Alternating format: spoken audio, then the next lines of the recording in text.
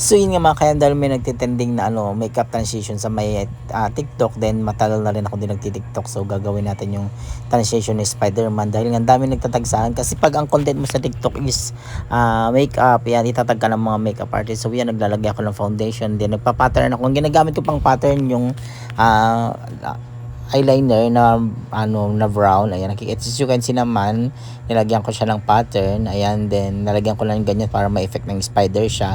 And then pagkatapos niya, nalagyan ko siya ng yung liquid eyeliner, yun yung pang pattern natin. Mas maganda kasi pag black na black yung yung pang guguhit ng tulad niyan. Ayan, nilalagyan ko siya ng liquid eyeliner na yan.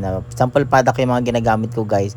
Madalas na ginagamit kong product, guys, pag gumagawa ko ng transition dahil nga pinapadala na tayo ng mga product. Yan, tinatry ko yan yung sample product na liquid eyeliner yan. So kita nyo naman ganda ng pigment niya. Hindi rin yan basta-basta maalis, guys, dahil waterproof yan. And then hindi ako naglagay ng pintura sa aking mata dahil sensitive po yung mata ko, medyo nagblur kasi siya. So ang ginamit kong pangtakip ng mata ko dyan is yung bulak na square. Ginunting ko lang siya ng patulis sa parang mata na malaki. So ganun lang ginawa ko. And then yan, habang kinakausap ako ng pamangkin ko dahil din siya na magpapa-makeup din daw siya ng ganito. So sabi ko, tapusin mo muna ako. Ayan, kikita nyo nang pipinturan ako. Medyo may katagalan na pag may makeup ng creative dahil nga sa pagpipintura kailangan maingat ka. And then ang ginagamit ko din pong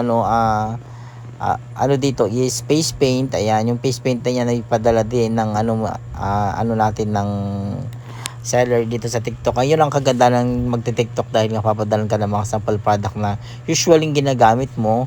And then habang pipintura ko diyan, kinukwentuhan ako ng pamangkin ko dahil gusto nga din daw niyang mag ganito dahil natin trending nga to sa TikTok dahil nga kay Spider-Man yun sa panood. So habang pinapanood din niya ako, sabi niya, sabi niya hindi ko daw lagyan ng yung puti na lang yung mata ko, yung ganon. Tulad ng ginawa ko sa kanya. Kung friend nyo ako sa Facebook, pinost ko kasi siya din sa TikTok, ginawan ko siya ng transition kung paano gawin din tong video makeup na to.